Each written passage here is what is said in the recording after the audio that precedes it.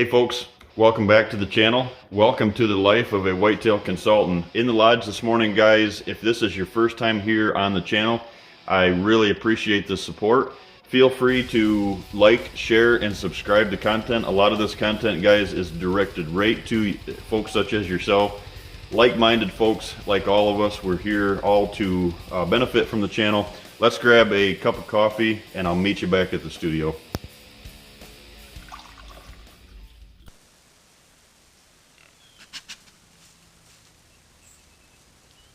Morning folks, welcome back into the lodge. We are going to be talking about December deer hunting this morning. Very hard to believe that we are right here, kind of creeping up. We're on the downhill slide of the season. December as a whole, the month, has a lot of different variables when we start talking about the whitetail range. Where are you at in that spectrum? What do we need to do to make sure that you take advantage of some very powerful hunts yet coming your way, whether you're in the north or you're in the south, just going into that pre-rut, peak rut, and you've got that momentum, full head of steam going in.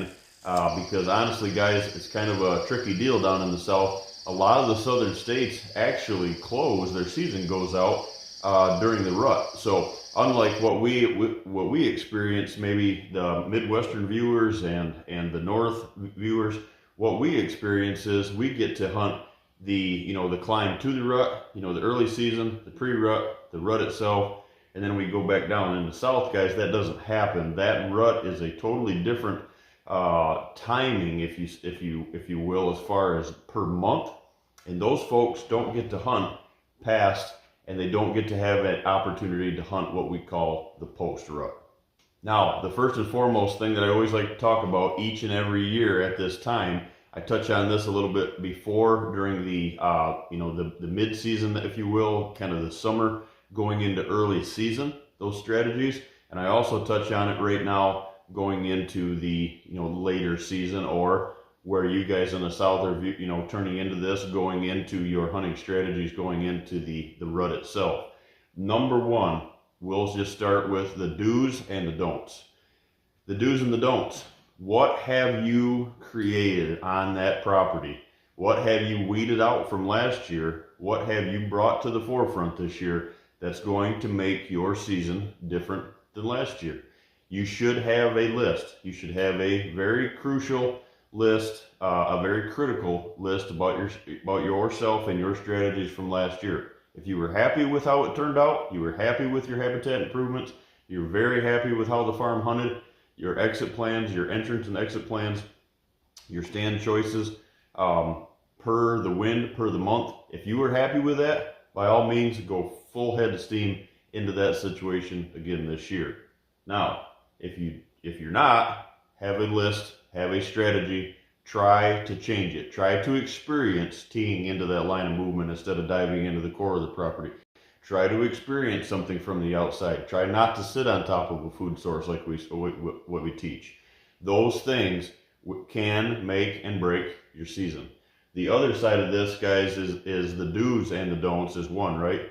But I like to label this the do's and the don'ts, right? You've heard me talk about that before. The do's and the don'ts are just that. Does your property need to harvest does? Now, I've got a lot of clients out there, especially guys in the south that tune in, folks in the south in general that tune in, that think that we need to harvest does early. Well, guys, I'm not saying that your property doesn't need doe harvest. I really am not saying that at all. What I'm saying is there are so many people around the country, around the entire whitetail range, that go into if you're tuning into the south right now and going into December, they go into the pre-rut, into the rut, harvesting does. I highly recommend that you do not take that you don't take does early season. Try that this year. If you haven't tried it before, try it. See how it works for you in your area. Most of the whitetails range, guys, it works extremely well because, like we said, it's just one of those pieces of the puzzle that you're not doing that everybody else is, right? I'm not against shooting does at all. I like, meat just as much as the next person. But if you are adding to the pressure, you are adding to that whether that's a gun or a bow harvest, if you're adding to that pressure in your neighborhood, you're a piece of that puzzle. You don't want to be a piece of that puzzle, guys. You want to be on the outside of that, looking into that, and having that property that is not being overpressured, especially if you're in the south going in. My recommendation, guys, on does is this. Make sure when you are looking into your doe harvest reports, strategies, do I need to or do I not? I find a lot of folks, because of the food plot hunting and food source hunting, that we say, yep, we have too many does, we need to shoot all the does. So I always ask them, you know, where did you get those numbers? Well, there was 30 deer on the field. Well, guys, this is the example I use. Don't ever take your doe numbers on any property of any size off from a field, off from a large food plot, off from large ag, something like that. The reason for that is, guys, it's no different than pulling into Walmart, right? You pull in the Walmart parking lot, you see more people in a smaller area. There's more folks focused on that area to get groceries, right? Everybody's coming in. It's this hub. It's the airport, right? You go to the airport, you're going to see people from all walks of life in there. It's where everybody collects before they go on to the next area. Well, the next step is no different with those. So you're getting false reports on what your property can hold as far as the habitat along your lines of movement, along your contour, along your transition. How many deer can you properly put on that property in the right areas to have a successful early season, but more importantly, a successful pre-rut and rut? That's where you want those numbers. You want to take your doe numbers from the seat of your stand, not blind or the tree stand overlooking your food plots. Number 2, I've got it listed as muzzleloader or late bow, muzzleloader especially, success. Very, very powerful time of the season, guys. In December, there's a lot of folks, a lot of areas, a lot of states around the country that are creeping into maybe that first week. Iowa has their shotgun season. That's actually that late. That's in December. Illinois has their second gun season. Then there's a week break, and then we go into the muzzleloader hunts, right? There's a lot of muzzleloader activity around the country, opportunities around the country that can be a huge, huge success, guys. The reason for that is this. Start putting the emphasis on PM hunts, not as much as AM hunts, and we're going to touch on that in just a second, but PM hunts especially, that you can stay warm. Maybe it is that box blind situation where you can overlook, the end of a food plot. You can see a feeder. You can, like we've got here on the farm, guys. I've got some that are just, gun or rifle blind, muzzleloader blinds only, because we can take 2 steps out the back door and be gone. The deer have no idea we're there. But such as the modern gun or the rifle season, we can reach out and touch more of those areas. Focus PM and not so much of the AM, unless that deer that you are after, a deer in your area, has focused or has started using maybe a water hole situation in the morning, has started playing his cards on an AM situation where that second rut that we're going to talk about, that second rut starts creeping into your area, where those does, maybe those immature does, maybe those 6 and 7 month old does that are this is the first heater coming in. If your property is in an area, and that doesn't happen all over the country, but a lot of the folks that are tuning in from the Midwest, up to the north, you'll get to experience this second rut. Now, so don't rule out AM hunts, but if you're from the Midwest north, start tuning this into, start focusing more of your attention, start pulling the pressure off your farm in the morning, going back to early season strategies where you hunt PM, and those PM food source related hunts can be great. Colder temperatures, more they're wanting to eat, they're trying to rebound from that 20 to 30% body weight loss, guys, that these bucks experience during the rut. They go back to food, that food's going to get them in trouble, right? If you're in the south tuning into this, I find myself really trying to touch on that more and more, guys. Include the folks in the southern hunters down there, because you guys have a huge opportunity, but you also have some hurdles that a lot of the country doesn't have. So it makes the south really kind of a neat part of the country to hunt for the whitetails. You just have to understand these strategies that I talk about, guys, in the Midwest and the, here in Kentucky and Michigan and Wisconsin and more of the Iowa, Illinois, all these, I guess better, more spoke of destinations, not better, but more spoke of destinations. I often get this from folks from the South. We can't do that in the South. Our deer don't react to, our deer don't, check bedding areas, and they don't react like they do in there. It's too thick.